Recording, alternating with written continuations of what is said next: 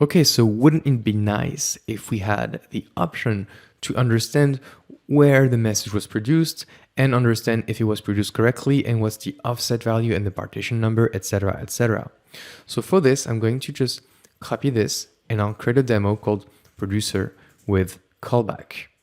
And so this is the exact same code that we had from before, but this time I'm going to add something called a callback.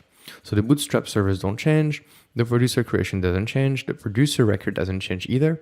But in the send function here, if you do Command P, Control P, you can see that there is a second option here in which you produce a record, but also provide a callback.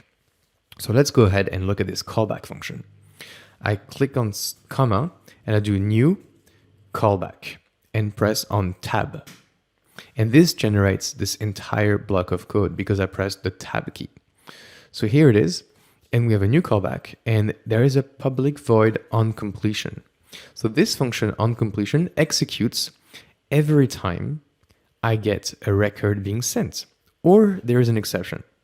And so here executes every time a record is successfully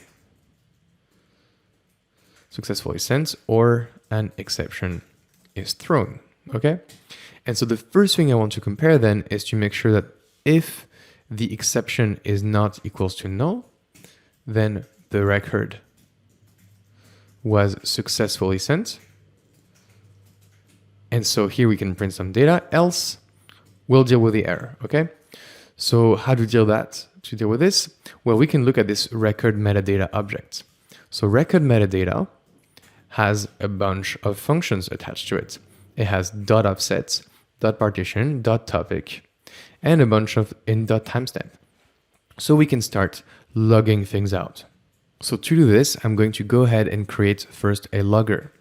So I create a logger, and we'll take the org.slf4j logger, okay, not the first one, press tab, which made slf4j logger imported. We'll call it logger. And then this is a logger factory from slf4j dot get logger, and we'll just pass in producer demo with callback dot class. Okay, so we'll be saying basically create a logger for my class. Very simple code. Now with this logger, we can start logging things. So we can say logger.info received new metadata, and here we can display the metadata. So we can have plus, so we'll have a new line, okay? And here we'll have topic equals record metadata dot topic. And then we'll also add a new line again. And then we'll say offset partition first is record metadata dot partition. And we add a new line. And again, we can get information about the offsets. So we'll do record metadata dot offsets.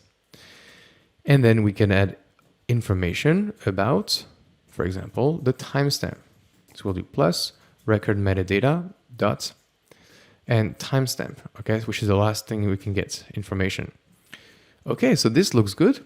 We'll say receive new metadata, and we'll have the topic and the partition and the offset and the timestamp. So this is when the record was successfully sent.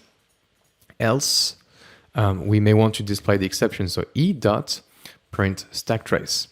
Or we can do even better, log.error, and then we can just play error while producing, and we'll just pass e in there. And so this will log the errors automatically for us. So now let's run this bit of code again and see if anything looks different.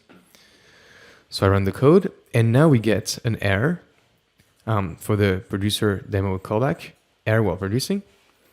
And it turns out I missed my code, obviously. So if the error is not null, then there's an error. If the error is null, then I can log the info. Small typo, but this is better now. So let's run the code again. So we have produced some data. And so we get topic, first topic, partition 1, offset 11, and the timestamp is right here. So I'm just missing a bit of spaces here and there, but you get the idea. And so now we know that our message was sent to the first topic, to the first partition, and to offset 11. And here is the full timestamp. So you can do this a bunch of times. So we can do for I equals 0. So int I equals 0.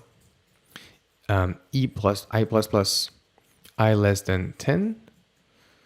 And I always confuse it. So it's I less than 10, I plus plus. Okay, so for loop, and we'll wrap all this code into our for loop and close it.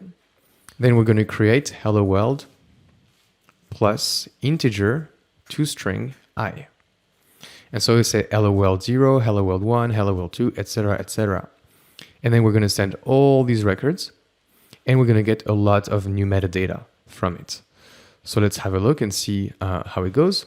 I press play to run the code. And here, if we look in the log now, I'm going to increase the size of it. We can see that we've produced two partition 0, partition 0, partition 0, and then partition 1, partition 1, partition 1, and we get the corresponding offsets, and then partition 2, etc., etc. So if we go to our consumer, we can see that it has received all the hello worlds. So something you notice is that they're not in order. It's because we have 3 partitions, and we didn't use any keys. Therefore, all the messages will go to random partitions. But the thing you should notice is that the messages go to round robin. So 0, 0, 0, 1, 1, 1, 1 again, and then 2, a bunch of 2. So this is it. This is how you get information about the messages you've sent. And because we haven't sent any keys, well, all the messages go to the same partition. So that makes sense. So I hope that was helpful. And I will see you in the next lecture when we deal with keys.